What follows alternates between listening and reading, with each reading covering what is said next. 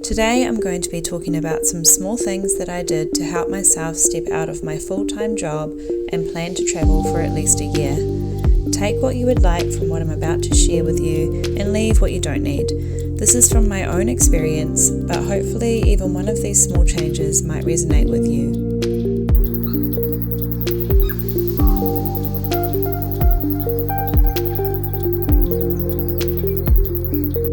So when I'm talking about my work, I mean having to be on site, only earning a certain number of days off each year.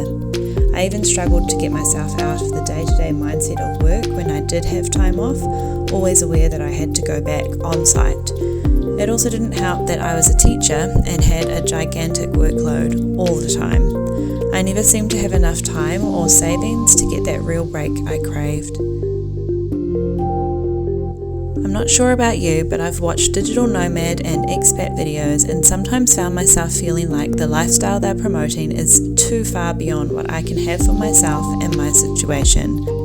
Or the videos are done several years after they have set themselves up to be successful outside of a so-called 9-to-5 job with multiple passive income streams.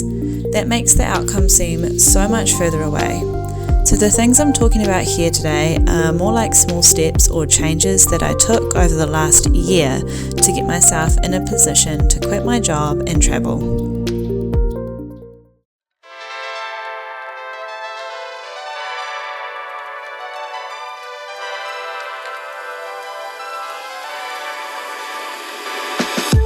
This is my experience in building up some savings and a few passive income streams so that I can take a break from my career, travel, and really step back to reevaluate my priorities.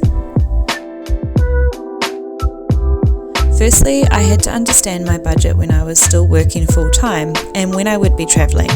Part of that was understanding the cost of living in different countries I would like to travel and stay in for a while.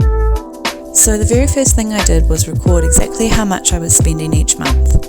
Everything from rent to the coffees I would buy on my lunch break. I physically wrote it down rather than tallying up in my head and estimating.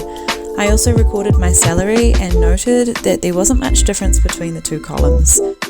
So I went back to my expenses and brutally cut out everything that wasn't considered necessary. But I realised that I did need to allow myself a little bit of splash cash. This is money that is earmarked for a few small things that brought me joy, such as buying myself lunch once every 2 weeks, rather than meal prepping and having the same meal several days in a row. It wasn't much, but I appreciated the treat for myself so much more. Other small changes I made were to change how I was spending time with friends, like going on a park walk rather than going out to dinner. The excess of my salary firstly went entirely to my savings to build up a cash base, and then after a few months I started to invest a small amount each time I was paid. And as for that student loan, luckily for me, when I set a date to travel, I noticed that I would only need to make a small voluntary payment before I left, so that I would be travelling debt-free. I knew that I would be able to save enough to make that last payment, as well as still have a cash base to support myself. I looked at the cost of living in various countries that I wanted to visit. I planned to stay in different places for at least a month at a time because most accommodation options offer discounts for monthly stays. So how much would I need to get by each month? It actually isn't as much as you might think. Taking into account accommodation, food, travel, insurance, gym memberships, and so on, I averaged out how much I would need to save in order to live in each place without an income to support me.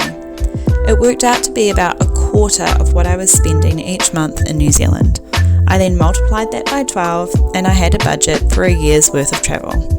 I also overestimated how much I would need for a return trip to New Zealand if everything went sideways and added that onto my budget. It would just make me feel that much more comfortable about travelling long term without a full-time job.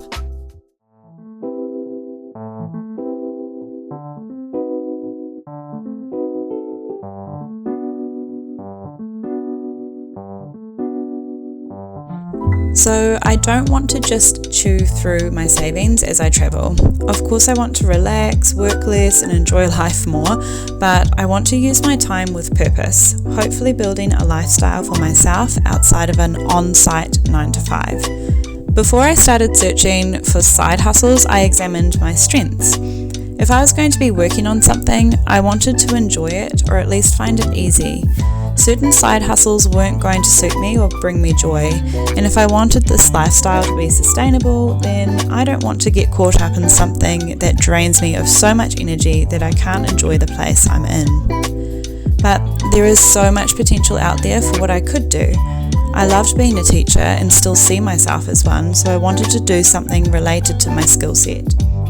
I had dabbled in a few side hustles, such as reselling thrift store finds and doing a little bit of resource creation for teachers, but this wasn't reliable and I barely earned anything from that. I think part of that was because I wasn't committed to travelling at that point. So a year before I left the country, I started to take these things more seriously. I paid for a premium membership to a few different websites so that I could gain more from the little sales that I made each month. In the first 2 months, I had already broken even and was making a tiny profit each month. I wasn't adding many new resources to this online shop as my attention was focused on finding places to do online tutoring. I found a couple of platforms, compared them and chose one to sign up for. In the first 3 weeks there was nothing. I was a little disheartened as it had taken some time to sign up and do a demo lesson and create classes. Then I had my first enrollment. I was so thrilled it didn't even matter that it was only one student. It was the start of something. Teaching is my niche, but I wanted to diversify my income streams. I have also researched other casual remote work options, not specialised in anything in particular. They can be hit and miss, but I'm still open to trying them out. Another option that I have tried is market research. The options I've tried are online surveys that are loaded onto different platforms. You earn points for each one you complete, then you can exchange the points for different vouchers or to PayPal. This one takes a while to earn enough to exchange for money, but every little bit counts when you don't have a job. I started doing these surveys in between sets at the gym, or if I was waiting to meet a friend, random pockets of time once or twice a day. Another point I want to make is that these streams do not cover my expenses in any big way. I'm not successfully reaping the benefits of multiple income streams.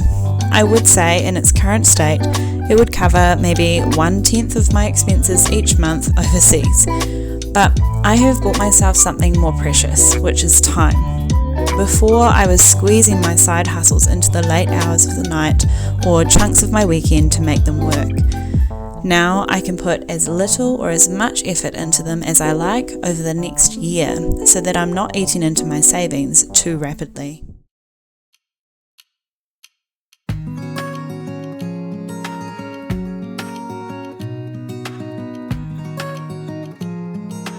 One of the main reasons why I decided to leave my full-time job is because I didn't feel healthy, not in my mind or body. I would have school holidays, but I would often be sick for most of it and have to jump into planning for the following term. I finally reached a decision that something had to change. I didn't want to be stuck in this job for another 30 years feeling this way. Setting a goal to quit my job and travel for a year lit a fire in me, and I wanted to dedicate every moment of my spare time toward it. But I have to remember to look after myself first, otherwise I wouldn't be able to give as much energy and time towards this. Something I did was set these kinds of appointments with my health, which would be making time to go for a walk for an hour or two with a close friend, eating my healthy and protein-rich meals for lunch, which I prepped on the weekend, and going to the gym. Sometimes I would feel so exhausted from my workday that I almost wouldn't turn down the road to the gym, but when I did, I felt so much better for it. I remember someone once told me that 90% of the effort you need to put into the gym is turning up. This rings so true for me. And yes, I still got sick sometimes. After all, I was working with 20 to 30 little humans every day. But instead of powering through and still working, I would take the sick days. I would take the sick days and intentionally not feel guilty about taking them. If any teachers watch this, I would urge them to do the same. So aside from starting this channel and my experiments with creating income streams, I also hope that something in this video resonates with you. You might not be a teacher, you might not even be planning to travel, but perhaps there is something here that will support you taking small steps toward a life beyond the 9-to-5 job. Thanks for watching.